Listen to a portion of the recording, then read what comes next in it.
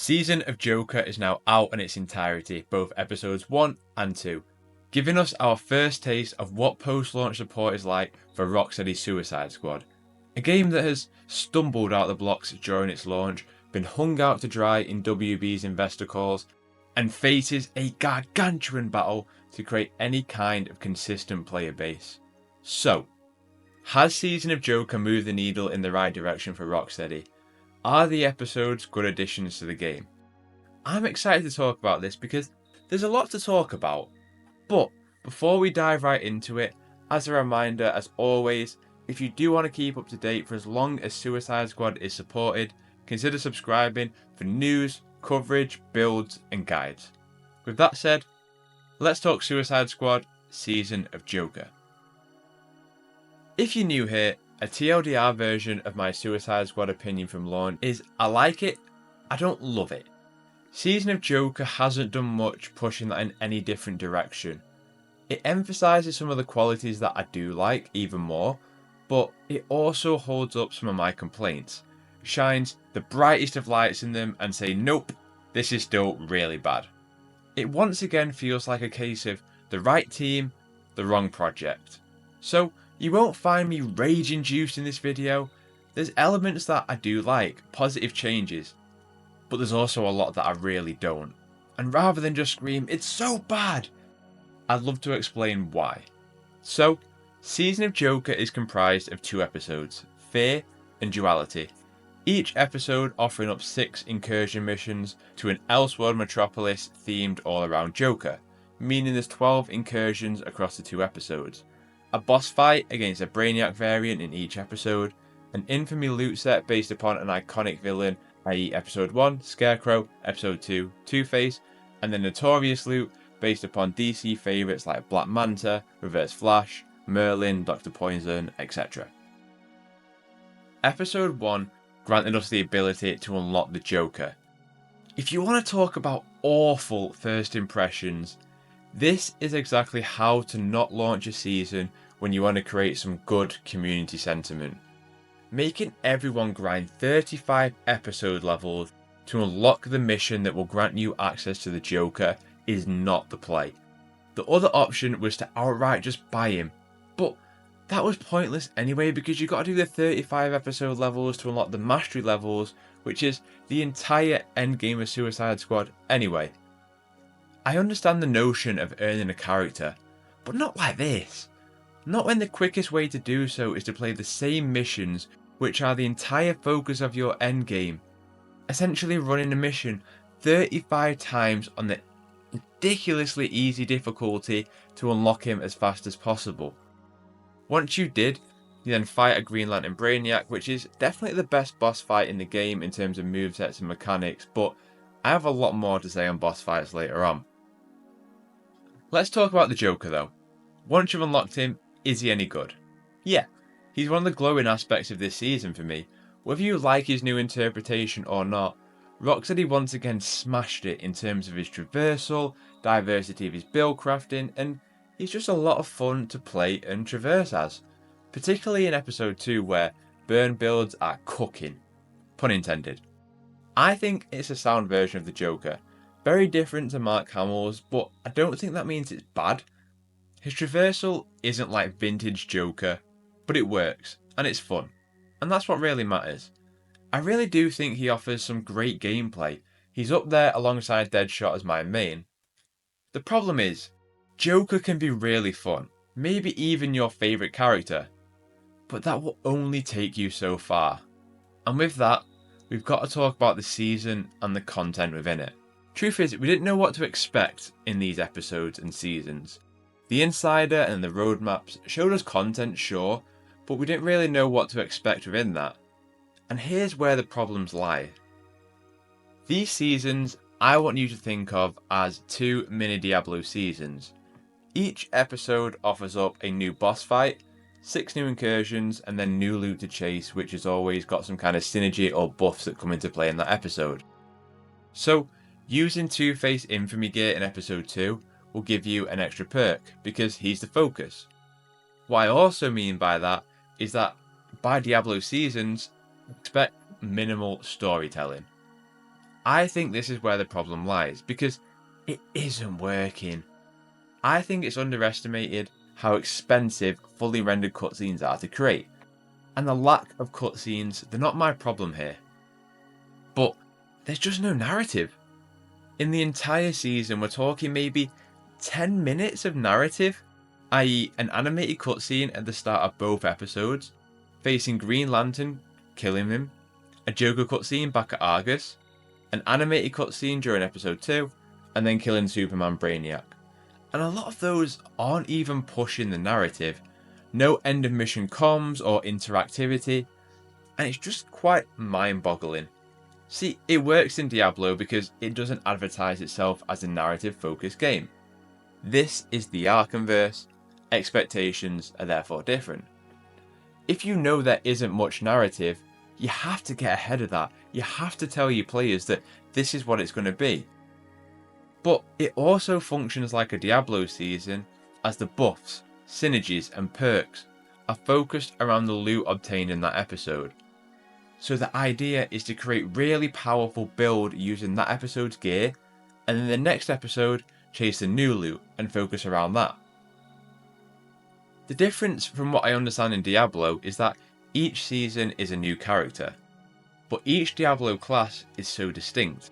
So a Necromancer is nowhere near playing like a Barbarian. And whilst I'm a big admirer of the gunplay and the build crafting in Suicide Squad, Harley and Joker still throw the same grenades. They both still have a Suicide Strike finisher, and they both have a traversal attack. It's not like starting a new character. Look, I don't love comparing games, but at the same time, they're such a similar model that it's almost impossible not to. Going back to the narrative a second, I'm sure I could be pointed towards some audio logs that have some narrative elements, but these need to be incorporated in a way that falls outside the main menus. For example, on the road to taking out Brainiac in episode 1, have us do 3 of those chosen incursion missions, and upon the first completion, play some audio. What's this Brainiac done? What do we know about him? What's this Joker like? What do we know about him? Also, Harley has some clear trauma from Joker dying all those years ago in Arkham City. And at most we get a joke about comedians. I think there's a place for this kind of model in terms of its gameplay and loot. But when you're tied to the Arkhamverse, the expectations, even if unfair, are very different. But the model itself, it just isn't working. And well, that takes us to the endgame. Look, there's conflict in here for me. It's not all awful. As a huge DC fan, what Rocksteady are doing with the villain-inspired loot and Elseworld production is so cool, man. The incursions, every time I go in, I notice something different. Landmarks like Joker Tower and the Daily Cackle are visually impressive and full of character and personality. I'll always maintain visually, this game really is up there with the best. And the weapon designs, how those weapon buffs will display upon your character, like activating Black Manta perks on my weapon will visually give my character Black Manta eyes, or having a reverse flash melee has the speed force running through my Deadshot. The designs of these guns are S tier, so much love and creativity on display, I can't knock it at all. Every gun, melee item and grenade is just designed with such infectious creativity. I think the gunplay's fun, and the changes to episode 2 with mutators becoming buffs and each incursion having a buff that you can synergize your build around really opened up the build crafting in a way where it once felt restrictive. Again, the build crafting I maintain is very good, and in the moment I am having a lot of fun in playing the game, cruising up the mastery levels, tweaking my build as I go on, and in this case spreading burn all over the place then pounding those critical hits. It does feel good in the moment, but when you're out of the moment, the issues do arise. I've said from the beginning, mastery levels, they just ain't it. Not for me, anyway. The idea of just running these incursions, which basically have the same objective in each of them over and over, is just exhausting.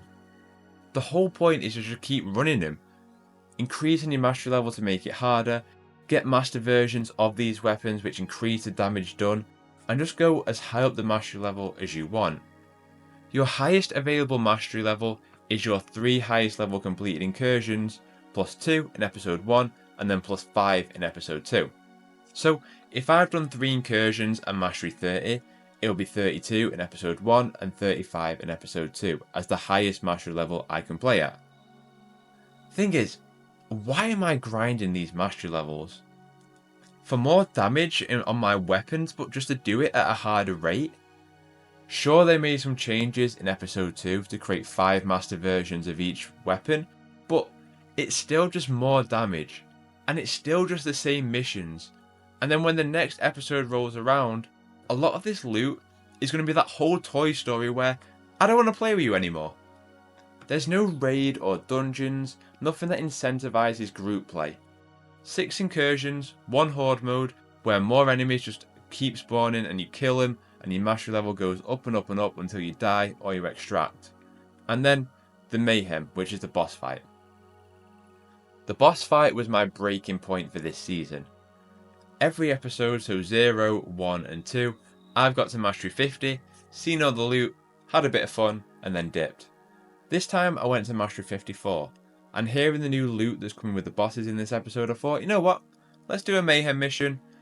The boss fights require 3 objectives to be completed before you fight Brainiac. So this took about half an hour before me even fighting Brainiac. The build's in full flow, all is fine, I'm having fun. The boss fights in this game on any mastery level after 20 are terrible. I spent, and I'm not even kidding, nearly 20 minutes wailing on this Brainiac Superman just to do barely a quarter of damage to his health bar. Because you can't use suicide strikes, they move so fast you can barely use your traversal attacks or grenades. Afflictions don't really apply, so you're just waiting to counter shot them, and then when it's fully charged, you shoot your gun. There's no power weapons, your most powerful abilities just do not work, and it's just bad. There's 2 sides of the seasonal coin. Heads, it respects your time because you can see all there is to see in around 2 to 3 hours. Tails, if you do want to play on, the only thing that is worthwhile and respecting your time is climbing leaderboards. And for 99% of players, I would say that's probably not it. It's just the fact that, what am I getting powerful loot for? What is the goal of obtaining master loot? It's not worthwhile to me, and when the entire endgame is focused around it, we've got a major problem. There's nothing bringing people back week to week. It's 2 drops in a season, and that's it. And that's why we see numbers drop so low in the player counts. In terms of changes that were made for episode 2, and will change going forward, the addition of the Green Lantern enemies did a really good job of spicing up the battlefield, having them need to either be countershot or the constructs that they deploy have to be destroyed. It made me think a bit more about what's happening in the heat of the action. They're definitely my favourite enemy type in the game. The new Out of Orbit mission, which is a take on Hack's Towers, was a nice idea, but the execution of it is a bit messy.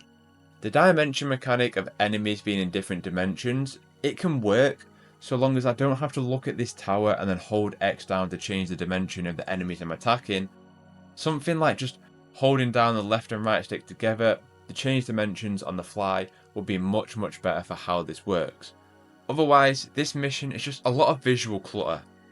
Like I mentioned, the changes to mutators and incursions providing buffs and debuffs made those infinitely more enjoyable and allowed me to experiment with builds rather than feel restricted. The concept of mayhem boss missions providing corrupted loot, i.e. notorious loot but with an enhanced perk provided by that boss, is a step in the right direction if the boss fights didn't feel such a slog to get through in the first place. There were lots of good quality of life changes in episode 2 for them to build on. End of mission loot dismantler, mastery levels getting quicker to get through, all infamy loot being available from mastery level 1. The problem is, it's all wrapped around an endgame that feels bare bones.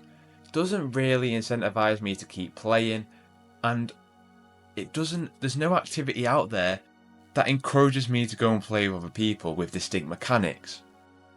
It sucks.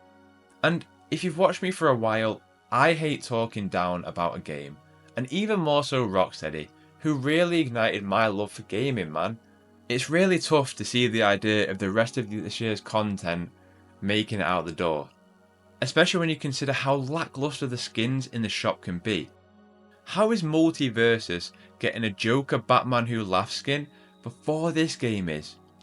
The Grey Ghost and the Titan Formula skins, they have a place, sure, but if your only monetization is skins, you gotta do better than this. And I'm sure the people who worked on those skins had the right intention. But if you have someone like me, who has spent a load on Avengers and Destiny skins, and not buy a single skin in this game yet, you've got a major problem. Skins won't save this game. But you've a history. Hell, even an Arkham Joker suit with a new model would do well. But between the Battle Pass and the store, it certainly won't be helping Suicide Squad impress WB by showing it can make money. So where does it leave us?